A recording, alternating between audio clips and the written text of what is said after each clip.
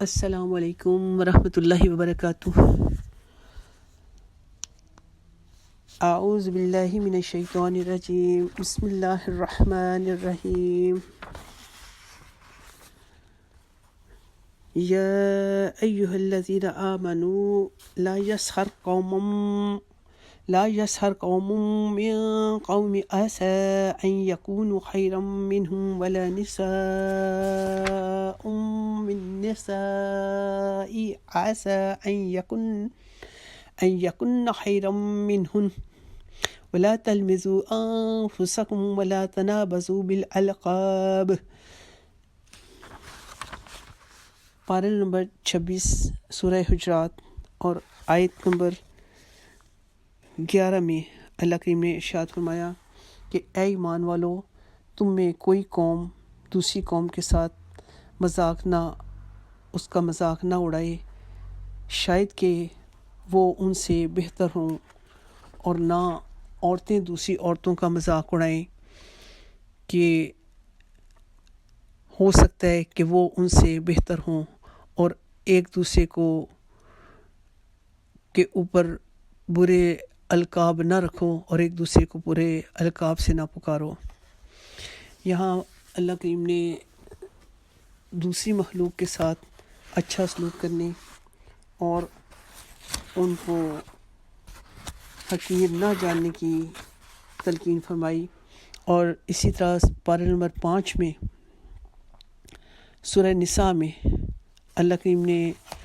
آیت نمبر 140 میں ارشاد فرمایا وَقَدْ نَزَّلَ عَلَيْكُمْ فِي الْكِتَابِ أَنْ إِذَا سَمِعْتُمْ آيَاتِ اللَّهِ يُكْفَرُ بِهَا وَيُسْتَهْزَأُ بِهَا فَلَا تَقْعُدُوا مَعَهُمْ حَتَّى يَخُوضُوا فِي حَدِيثٍ غَيْرِهِ إِنَّكُمْ إِذًا مِثْلُهُمْ، کہ بے شک تم پر نازل کی گئی ہے کتاب میں جو یہ کہ جب تم سنو کہ اللہ کی آیتوں کی نافرمانی کی جا رہی ہے اور اس کا مذاق اڑایا جا رہا ہے، تو ان لوگوں کے ساتھ مت بیٹھو حتیٰ کہ وہ کسی دوسری بات میں مشغول ہو جائیں، ورنہ تم بھی ان کی مثل ہو جاؤ گے۔ قرآن کریم میں جو کہ ایک ہدایت کی کتاب ہے، اس میں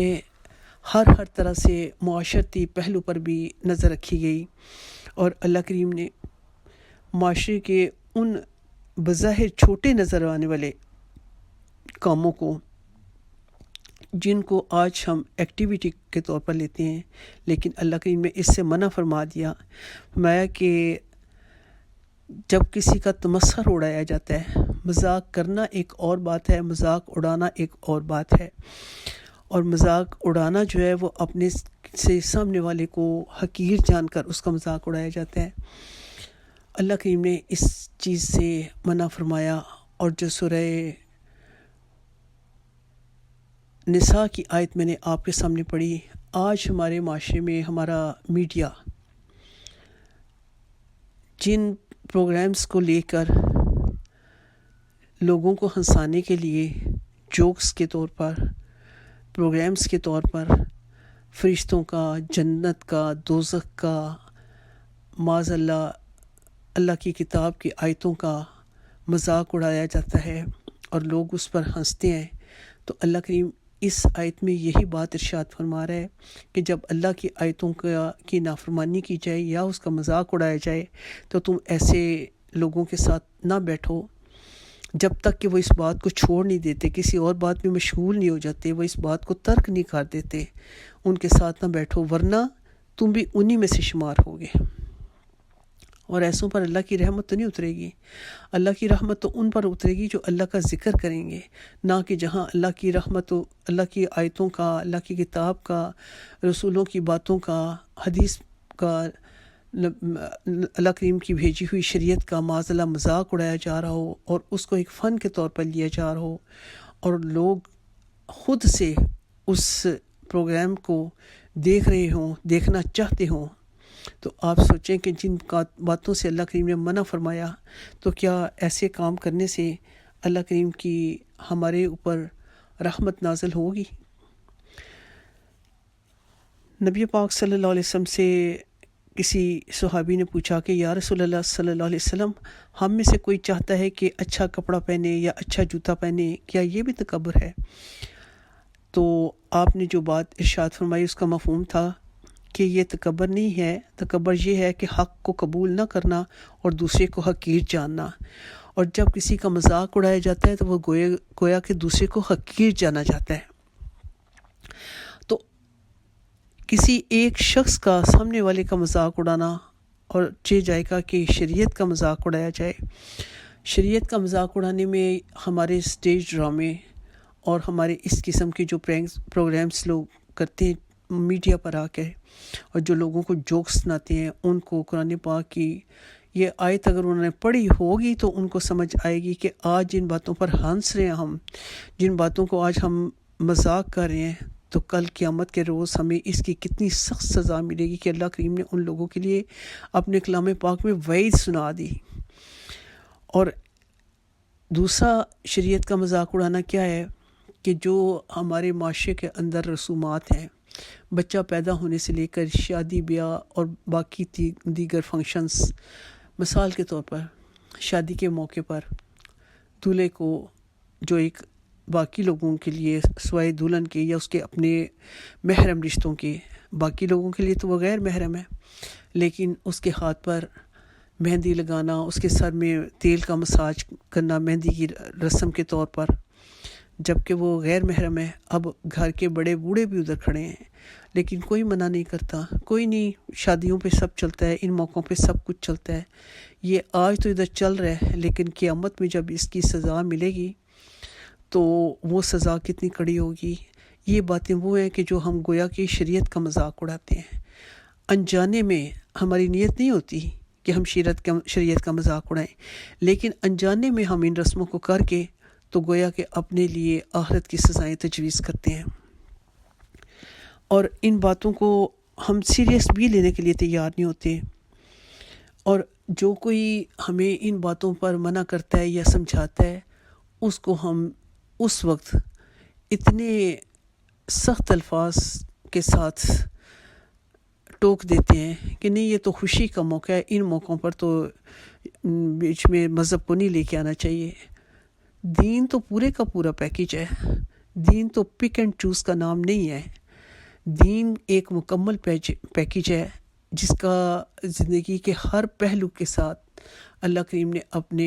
رسول کریم صلی اللہ علیہ وسلم کو دے کر وہ دین بھیجا، اور جس کے لیے فرما دیا گیا کہ الیوم اکملت لکم دینکم واتممت علیکم نعمتی وردیتکم الاسلام دینا، کہ آج میں نے تمہارے لیے تمہارا دین مکمل کر دیا اور تم پر اپنی نعمت پوری کر دی اور تمہارے لیے اسلام کو بطور دین پسند کیا۔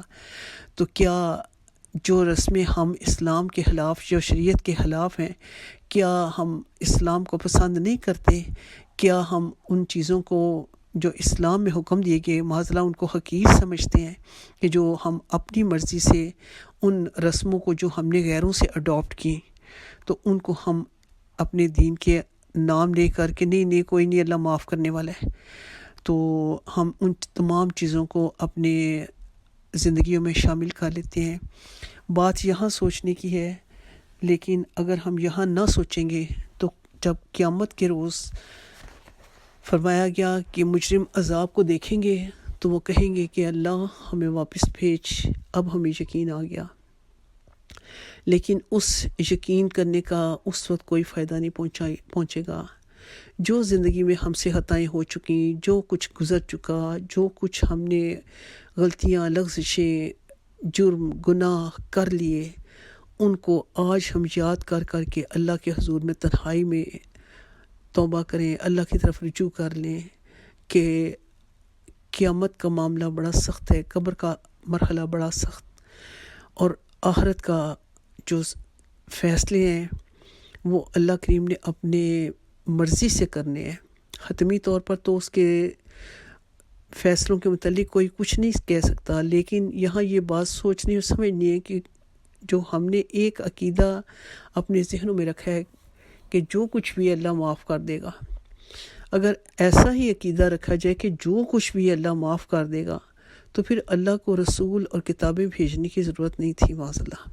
پھر قرآن پاک میں ہر دوسرے تیسرے صفحے پر دوزخ کی وعیدیں سنانے کی ضرورت نہیں تھی۔ پھر وہ تو اس کا مطلب تو یہ نکلا کہ یہ اس نے سب کچھ معاذ اللہ ایک کھیل تماشے کے طور پر دنیا بنائی، اور دنیا میں جتنا عرصہ جو مرضی مجرم کرتے رہے، اور آخر میں جا کے اللہ سب کچھ معاف کر دے گا اور کہانی ختم۔ جبکہ اللہ کریم نے قرآن پاک میں یہ عقیدہ ہمیں سمجھا دیا ہے کہ ان رحمت اللہ قریب من المحسنین، کہ اللہ کی رحمت نیکوکاروں کے قریب ہے، نیکی کرنے والوں کے قریب ہے، احسان کرنے والوں کے قریب ہے، اچھے کام کرنے والوں کے قریب ہے۔ کہیں اللہ نے قرآن پاک میں یہ نہیں فرمایا کہ اللہ کی رحمت مجرموں کے قریب ہے، اللہ کی رحمت جو ہے ہٹ درمی کرنے والوں کے قریب ہے، اللہ کی رحمت جو ہے وہ من مانی کرنے والوں کے قریب ہے، اللہ کی رحمت جو ہے وہ ان گناہ گاروں کے قریب ہے کہ جو گناہ پر اڑے رہیں اور گناہ پر ہی مر جائیں اور اللہ کے حضور توبہ نہ کریں۔ اللہ نے کہیں قرآن پاک میں یہ نہیں فرمایا۔ جہاں کہیں اللہ نے اپنی رحمت کا ذکر فرمایا تو فرمایا کہ جو مجرم ہوگا، جو توبہ کر لے، اپنی اصلاح کر لے اور پھر اچھے اعمال کرے، تو اللہ ایسوں کو معاف کرنے والا ہے۔ ہٹ درمی کو اللہ معاف نہیں کرنے والا۔ اللہ عاجزی سے توبہ کرنے والوں کو، اپنے اعتراف کرنے والوں کو، اپنے قصور مان لینے والوں کو اور پھر اللہ کی طرف رجوع کرنے والوں کو اللہ پسند فرماتا ہے۔ اللہ مجھے اور آپ کو اور نبی پاک صلی اللہ علیہ وسلم کی ساری امت کو اس کی توفیق عطا فرمائے کہ ہم اپنے کوتاہیوں پر، اپنے جرموں پر، اپنے گناہوں پر، اپنی سرکشی پر ڈٹے نہ رہیں، اپنی غلط باتوں کو لے کر اس پر اکڑ نہ جائیں اور یہی دل میں سوچ کے بیٹھے رہیں کہ اللہ سب کچھ معاف کر دے گا۔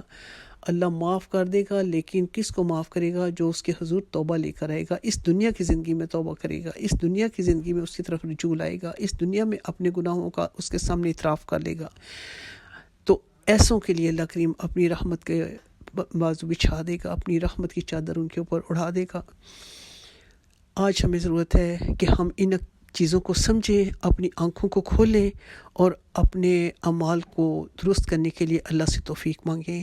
اللہ سے دعا ہے کہ وہ ہمیں دین کا فہم عطا فرمائے اور سنت کی پیروی کی توفیق کے ساتھ نیک اعمال کی ادائیگی ہمارا مقدر بنا دے اور ہمیں گناہوں سے بچنا اور نیک کام کرنا آسان فرما دے۔